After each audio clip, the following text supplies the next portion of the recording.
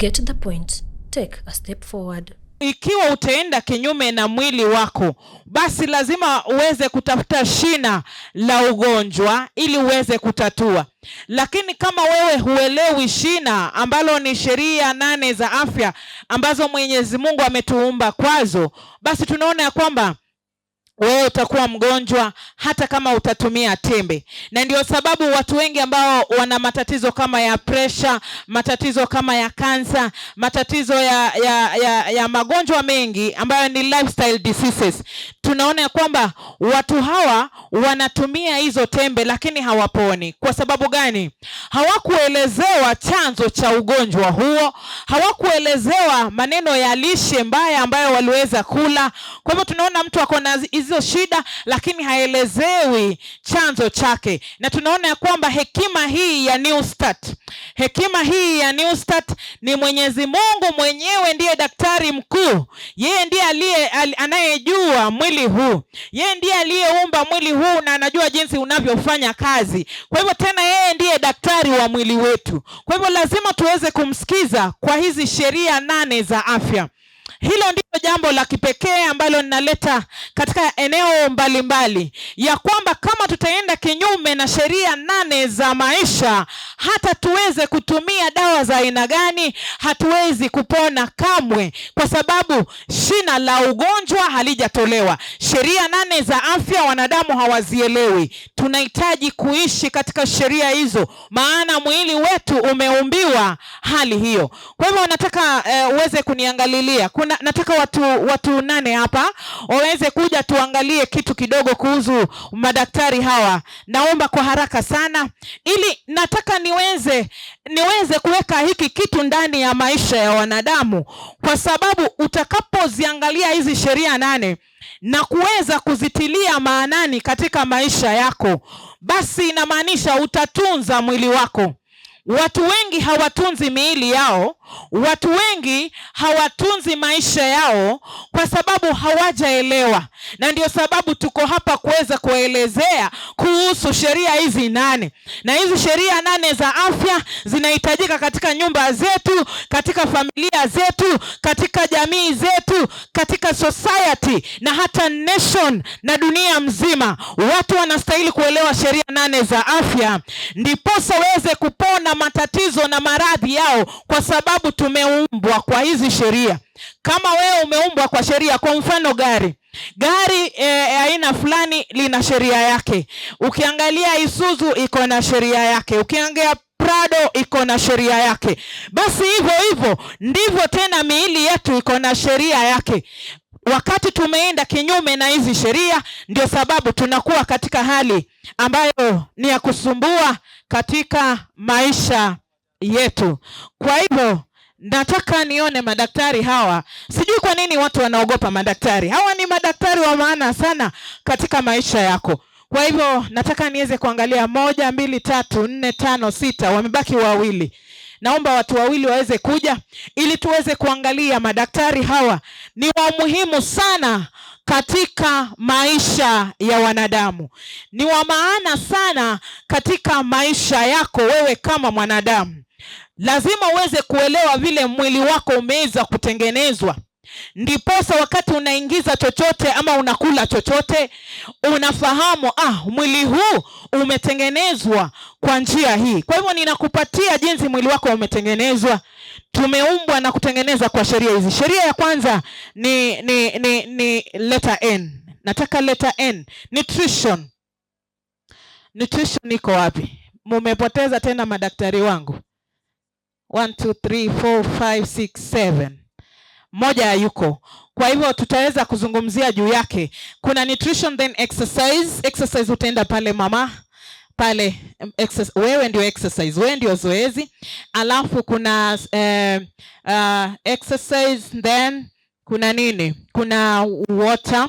maji, utaenda pale. Nataka niwapange katika akili zenu, new start, yani mwanzo mpya. Na fundisho letu tulipoanza hapa, tuliweza kuzungumza ya kwamba fundisho letu kuu la majuma haya mawili ni kuhusu afya na urejesho. Afya na urejesho. Na tunaona wanadamu walienda kinyume na afya. Kwa hivyo Mwenyezi Mungu anarudisha afya katika hali zetu za kimwili, kiroho na kiakili, na urejesho. Anaturudisha tena ili tuweze kuwa na sura na mfano wake. Kwa hivyo kuna leta ambayo haiko hapa, daktari wa kwanza ambaye ni nutrition, tutazidi kuongelea hayo kesho. Alafu tunaona daktari mwingine ambaye anaitwa zoezi. Tunaona zoezi ni la maana sana katika maisha yetu. Tutaweza kuendelea kufanya mazoezi. Mwili wetu unahitaji zoezi. Tumeumbiwa kufanya zoezi. Mwili huu unahitaji kulima na kuweza kutembea. Hivi vitu viwili ni vitu ambavyo Mwenyezi Mungu ametuumbia ndani yetu.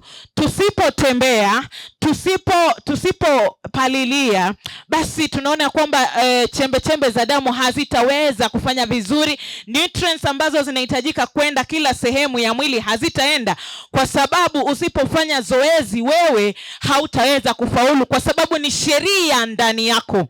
Kuna watu wengi ambao hivi sasa hapa sioni kama kuna shida, watu wanatembea, wanapanda milima. Lakini kuna watu wengi ambao wanaishi mijini.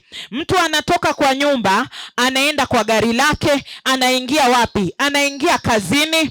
Akitoka kazini ameingia ndani ya gari, ameingia ndani ya nyumba. Na mtu huyu ukienda kwa meza yake, diet yake ni vyakula vya wanyama peke yake. Kwa hivyo inamaanisha huyu mtu atakuwa na shida kubwa sana. Mtu huyu anahitaji kufanya zoezi. Toka katika ofisi yako kidogo, fanya zoezi. Ni mwili wako wewe, unastahili kuweza kustadi mwili wako na uweze kuelewa jinsi unavyofanya. Na unapofanya hiyo zoezi kila wakati, tunaona ya kwamba wewe utakuwa hali ya kutengeneza mwili wako uweze kuwa thabiti. Nashukuru sana daktari huyu ambaye ni nutrition, daktari wa kipekee sana. Daktari huyu anasema kuna lishe aina mbili. Kuna lishe ya wanyama na kuna lishe ambazo zinatoka kwa nafaka ambayo inatoka ndani ya ardhi. Kwa hivyo tunaona lishe ya wanyama inatuletea mafuta ambayo hayafai ndani ya mwili. Niliweza kuzungumzia hiyo. Inatuletea yani lishe la wanyama ni mtumba. Nguo ya mtumba. Kwa hivyo wewe badala uende dukani ununue nguo mpya, unaenda kununua mtumba. Kwa hivyo unapokula mnyama ama chakula cha wanyama, wewe unakula chakula ambacho hakitakufaidi sana. Kina nutrients kidogo lakini hakitakufaidi. Madhara ndiyo yatakuwa mengi katika maisha yako. Kwa hivyo huyu ambaye anatumia vyakula hivi vya mimea, mtu huyu hata kwa mikutano anakuwa very wise. Kwa sababu damu yake iko sawa, na damu yako kama haijachangamikana na asidi nyingi, tunaona ya kwamba damu inatembea, inakimbia kwa ubongo. Na ubongo una uhusiano na akili. Kwa hivyo tunaona damu yako ikiwa chafu kwa sababu ya vyakula hivyo ambavyo umevila, unaona ya kwamba hata ubongo wako utakuwa na shida, akili yako itakuwa na shida. That is why hii dunia, vile tunakaa katika dunia hii, ni kwa sababu ya ulaji mbaya ambao watu wamekula. Watu hawaongei vizuri, watu hawapendani, watu wanafanya vitu vibaya. Watoto wetu wameweza kuharibika akili zao kwa sababu ya ulaji mbaya wa vitu ambavyo tumeweza kuvitaja. Kwa hivyo tunaona tunastahili kuweza kula vizuri. Nashukuru sana tuliweza kuzungumzia na pia tutazidi kuzungumzia. Kuna hii exercise nimewaelezea. Exercise inasaidia mwili, heart muscles zinakuwa sawa. Inasaidia high blood pressure kama iko juu, it lowers the pressure. And then tunaambiwa kwamba wale watu wako na shida za heart attack, ili usiweze kupata ugonjwa huu, tunaambiwa ya kwamba fanya zoezi, kwa sababu inakusaidia kulower the risk of the heart disease. Alafu tunaona exercise pia ina protect against infections. Unapofanya exercise ina protect against infections, ina increase cancer protection. Alafu tunaambiwa ya kwamba muscles zako pia zitakuwa na energy. Alafu tunaambiwa ya kwamba ita improve the muscle tone, ina burn excess calories. Exercise ni mzuri sana. And then pia tunaambiwa inasaidia it improves alertness, that is nervous system.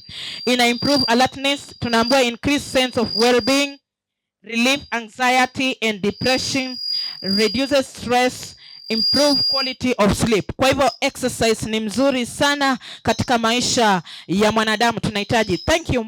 Napozungumza mnaondoka. Alafu kuna huyu ambaye anaitwa after exercise ni maji. Tunahitaji kunywa maji. Tunahitaji maji ya kutosha katika maisha yetu. Watu wengi wameenda kaburini kwa sababu hawakunywa maji. Watu wengi wamekuwa na maradhi mazito kwa sababu hawakunywa maji. Maji inasaidia mwili kupeleka nutrients katika kila sehemu ya mwili, na pia maji yanafanya damu yetu ni nzito. Kwa hivyo maji yanasaidia wepesi wa damu kutembea. Kwa hivyo damu inahitaji maji. Usipokunywa maji ya kutosha, damu yako inakuwa nzito. Kwa hivyo pia katika sehemu ya maji, daktari huyu maji tunaambiwa unaweza kupona na maji peke yake. Na niliwaambia nikimaliza kufundisha hizi sheria 8 za afya, nitawafundisha kitu kinaitwa hydrotherapy. Tumetibu watu pneumonia na magonjwa mengine, arthritis, magonjwa mengi tumeyatibu. Hata ulcers unatibu na maji na mtu anapona. Kufanyia yeye hydrotherapy na pia anakunywa maji kulingana na vile inahitajika, ina neutralize excess acid. Kama kuna kitu ambacho ni alkaline ambayo Mwenyezi Mungu alitengeneza ni maji. Kwa hivyo watu wengi wamepona na maji peke yake kama tiba. Mwenyezi Mungu anatupatia vitu ambavyo ni vya kawaida, ambavyo mtu yoyote yule hata maskini anaweza kuaccess. Kwa hivyo tunaona ya kwamba tiba hii ni ya kipekee, haihitaji fedha ya kwamba sijui uende ununue jua wapi ununue.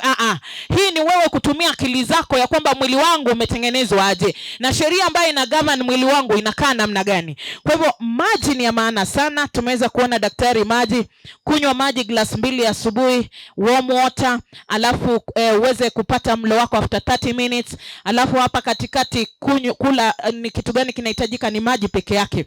Usikule bulgum, usikule kangumu hapa katikati.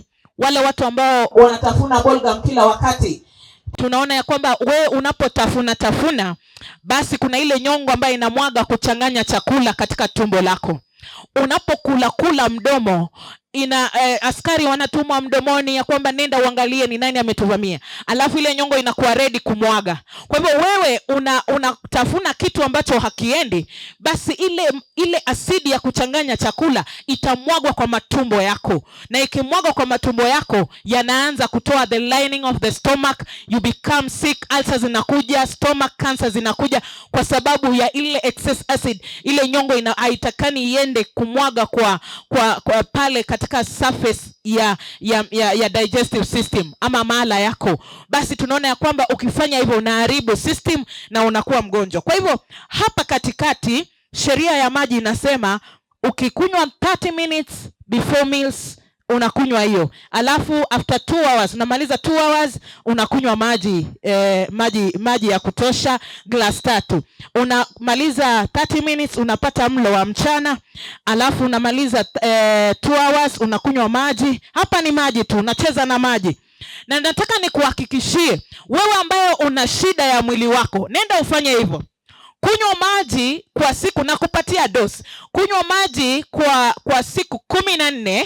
Ukinywa vile inahitajika hivi, utashangaa vile ugonjwa wako umeenda. Utashangaa. Haya ni mambo ya ajabu sana ambapo tunaona kuna nguvu katika sheria hizi. Utapona bila kutumia chochote, maji tu. Ambaye unaumwa na kichwa, unaona pressure iko juu, mtu wa pressure, kunywa maji vile inavyohitajika. Kula mlo wako milo 3 tu, usikule hapa katikati, utaona itakuwa sawa. Na usiweke maji kwa meza na chakula at the same time. Anza na maji, maliza dakika 30, unafanya nini? Unakula chakula, unakuja unakaa 2 hours. Kwa nini? Kwa sababu unapoweka maji immediately unaharibu the digestive enzymes ambazo zina digest nini? Chakula chako. Kwa hivyo utaona kwamba haitakufaidi unapofanya hivyo. Ndio sababu tunakuwa wagonjwa, kwa sababu ulikula ndio na ukamwaga maji ikapeleka. Kwa hivyo tunaona kwamba inaharibu hiyo digestive system na inaharibu nutrients, hizo zitaharibika na zitaenda hivyo. Kwa hivyo ni sheria kali sana. Usichanganye chakula na maji kwa meza. Anza na maji, kada 30, kula chakula chako, kaa 2 hours, kunywa maji glass 3, kada 30, kuja kunywa na kula chakula chako. After 2 hours kunywa maji tunaambiwa hivyo, itakuwa vizuri sana na utakuwa na afya njema katika maisha yako. Hizi sheria zinafanya kazi nzuri sana. Kwa hivyo tuliweza kuzungumzia kuhusu jua. Jua ni la maana sana. Tunaona kwamba jua nalo pia ni sheria mojawapo ya mwili wetu. Mwili huu unahitaji jua. Ndio sababu Mungu akaweka jua liweze kumsaidia mwanadamu.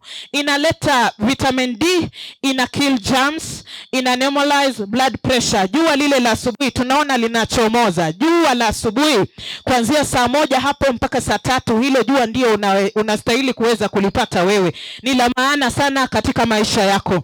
Watu ambao wana vidonda sugu, enda uogelee jua. Unajua watu wanaendanga tu kwa jua na wanatoka. Kaa kwa jua vizuri dakika 30, dakika 40, kaa kwa jua lile la asubuhi. Nilikuwa na shida ya pneumonia kule Kitale, vile mnajua ni baridi sana, na nikasema siwezi kufundisha watu na mimi mwenyewe sifanyi practice. Kwa hivyo nikaanza kuamka mapema asubuhi. Jua lile la kwanza, majirani wananiuliza, kwani wewe na jua unafanyia nini jua? Nikawaambia nashughulikia mwili wangu. Na kweli nilipoendelea nikajikuta pneumonia imeweza kutoka ndani ya maisha yangu. Kwa hivyo watu ambao wana maradhi, ogelea jua, kaa tu kwa jua. Wacha ile maneno ati unaosha vyombo kidogo unatoka unaingia unasema unaota. Wanasema sunbathing, mpaka usikie joto linatoka, kijasho kinakutoka. Basi litakuwa linakusaidia, litatibu maradhi mengi sana katika maisha yako. Unahitaji jua. And then inasaidia mental iko na mental benefits. Tunaambiwa ina decrease stress. Watu ambao wako na stress utajua, improves quality of sleep, alafu it helps depression, promotes a sense of well-being. Kwa hivyo hivi vitu ambavyo nasema hapa si mzaha, na bali ninawaambia vitu ambavyo vitawasaidia walimwengu kuweza kujishughulikia katika maisha yao, kwa sababu tumeumbiwa ndani ya mwili wetu. Asante sana Daktari Jua. Kwa hivyo leo hii nataka niweze kuzungumzia kuhusu fresh air, hewa safi. Hiyo nitazungumzia baadaye. Tunaye kiasi. Jana tulizungumzia kuhusu kiasi, na tukasema ya kwamba vile vyakula ambavyo tunatumia, watu ambao wanatumia pombe, tobacco na marijuana na hizo zote tuliweza kuangalia jana ya kwamba ni vitu hatari, si vyakula vya kutumia. Na tuliweza kuona mpaka soft drinks. Mtu anaenda ananunua soft drink na anajiita Mkristo, ananunua soft drink anakunywa majani. Hizo vitu zote ni sumu. Tuliweza kuona jana ile caffeine na nicotine ndani ya hizi vitu inaleta, ni sumu ambayo inakuja inaharibu mwili wote wa mwanadamu na viungo ambavyo viko ndani ya mwili wako. Kwa hivyo shetani ametumia mbinu ya kuangamiza watu kwa mass. Yani anataka waangamize kwa njia ya sigara, kwa njia ya pombe, ili wasiweze kurithi ufalme wa Mwenyezi Mungu, ili wasiweze kujua. Anaharibu. Shetani yeye huwa ana-attack the central nervous system. Ana-attack hapo, kwa sababu hapo ndio kuna kila kitu. Kwa hivyo tunaona ya kwamba shetani anapo-attack hii ubongo ya mbele, ameharibu maisha yako na wewe utakufa naye milele. Hiyo ndio mbinu kambambe ambayo shetani na jeshi lake wamepanga, ya kwamba tuweze kuleta vitu madukani, tuweke brand mzuri. Watu wanapoangalia wanaona kweli zinavutia. Na kweli ukinywa unahisi unataka kunywa tena, itakuharibu. Soda ya Coca-Cola ni sumu katika maisha yako. Kwa hivyo vitu hivyo vyote tuliweza kuzungumzia kuhusu temperance, na tutazidi kuzizungumzia tunapoendelea. Asante sana. Nashukuru mama. Asante kwa hiyo. Alafu kuna rest nitazungumzia baadaye. Alafu kuna trust in God. Hizo ni sheria ambazo pia zinashughulikia maradhi mengi katika maisha yetu. Kwa hivyo kwa ufupi nataka niweze kuzungumzia kidogo kuhusu hewa. Nataka niweze kuzungumzia kuhusu hewa safi. Kwa hivyo tuombe.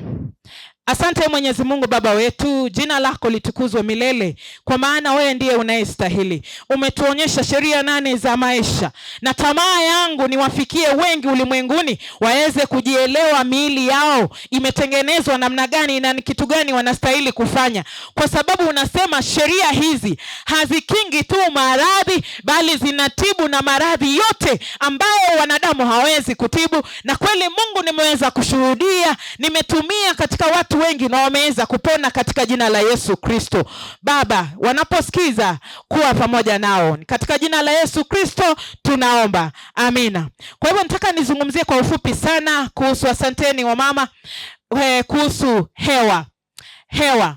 Hii hewa ambayo sisi tunapunga, hii hewa ambayo tunapunga kila siku, hii hewa hautumii energy kuweza kupunga, lakini kumbe mwanadamu anastahili kupunga hewa asubuhi.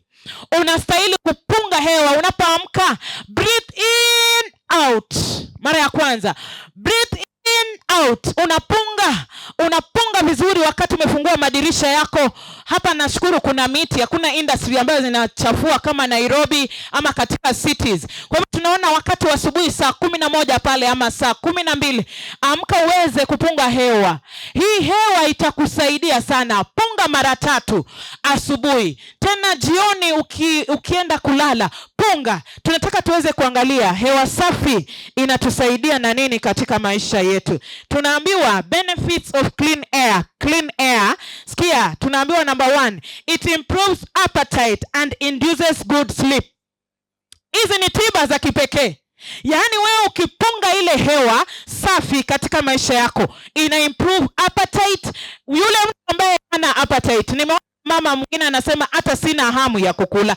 Niliona mwingine jana aliniambia sina hamu ya kukula, sina appetite. Kwa hivyo ninakutuma nenda punge hewa kwa 1 week peke yake, utaona mshangao. Enda tu uanze kuanzia leo jioni, enda punga hewa, funga mdomo, punga hewa kabisa. Alafu tunaona ya kwamba itaweza kukusaidia. It improves appetite and induces good sleep. Watu wenye hawana usingizi usiku, basi tunaambiwa ya kwamba ni vyema uweze kufanya hivyo na utalala vizuri kama mtoto. Jambo la pili, tunaambiwa it purifies, destroys and renders inactive bacteria and viruses as well as other harmful substances. Kwa hivyo tunaona ya kwamba hewa inasafisha, na pia tunaona ya kwamba ina detoxify na kutoa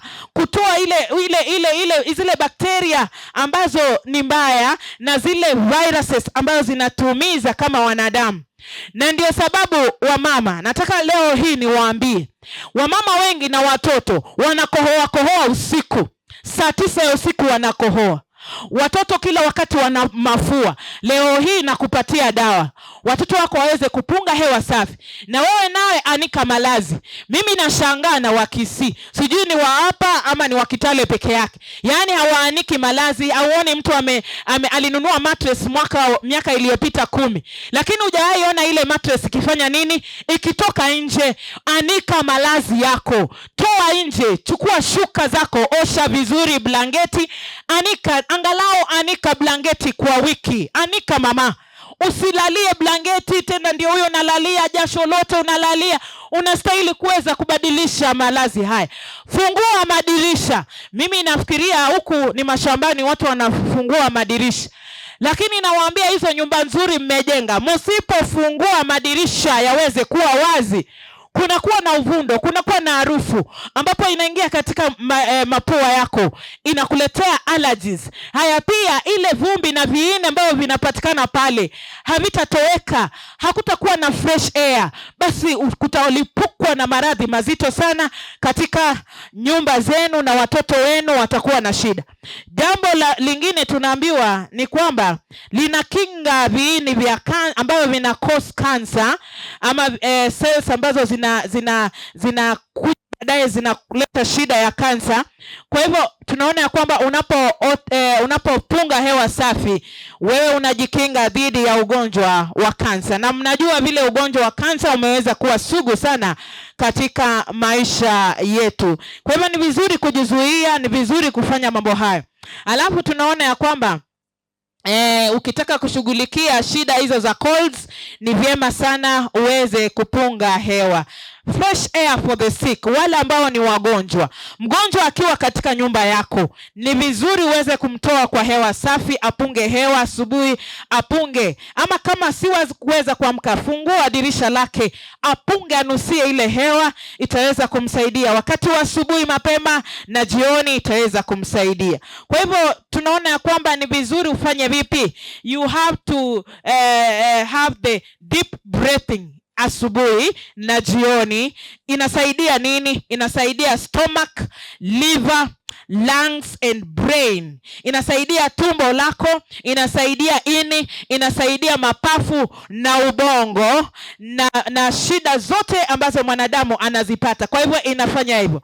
Na pia tunaambiwa ya kwamba inasaidia damu kuweza kutembea vizuri katika mwili wako. Kwa hivyo tunaona ya kwamba hii live machine, ili iweze kuwa na tone mzuri, lazima tuweze kupunga hewa ya kutosha. Watu wengi ambao wameweza kupunga hewa wameweza kupona katika maisha yao. Napomaliza, sikiza hii statement ambayo daktari mmoja ameweza kueleza hapa ili niweze kuomba. Sikiza. We can live weeks without foods. Tunaweza ishi majuma bila chakula. Ni kweli ama si kweli, watu wa Mungu? Unaweza ishi bila chakula kwa majuma, si ni kweli? Lakini sikiza, we can live days without water. Kweli ama si kweli? Ni ukweli. Si kuna watu hamjakunywa maji leo? Watu hawajakunywa maji leo na wamekauka tu kama mti. Wanatembea tu hawajakunywa. Hao ni marehemu, hao ni wale marehemu mtarajio. Yaani wewe unaishi ukiwa tu, yaani ni neema ya Mwenyezi Mungu. Lakini kuna watu hapa hawajakunywa maji. Walikunywa ile chai ndio wanaita maji. Hivyo ndio wametumia. Unahitaji kunywa maji vile nimesema, glass 10 kwa siku iweze kusaidia. Kwa hivyo sikiza. Unaweza ishi nini? Hebu nirudie. Ya kwamba we can live weeks without foods, days without water, some days without water, but only minutes without air. Hello? Unaweza ishi majuma bila chakula. Unaweza ishi siku kadhaa bila maji. Lakini unaweza ishi tu kwa minutes without air. Kwa hivyo tunaona air is very important kwa mtu ambaye ni mwanadamu. Tunahitaji hiyo, itaweza kutusaidia katika maisha yetu. Ya kwamba the strength of the system is in a great degree dependent upon the amount of pure air breathed. The strength of the system is in a great degree depend upon the amount of pure air breathed. Air is the free blessing of heaven calculated to electrify the whole system. Hewa ni ya maana sana na imeshughulikia watu wengi ambao tumewashughulikia. Ukiwa na shida ya migraine headache, punga hewa. Ukiwa na shida ya tumbo, huna hamu ya chakula, punga hewa. Ukiwa na constipation, punga hewa. Sio hii ambayo tunatembea tukipunga. Punga hewa ya kutosha asubuhi, sasa jioni, ama asubuhi na jioni. Hewa hiyo itakusaidia. Na tunaambiwa kwamba the strength of the system is in a great degree dependent upon the amount of pure air breath. Air is the free blessing of heaven calculated to electrify the whole system. Get the point. God bless you abundantly. Amen. Get the point. Take a step forward.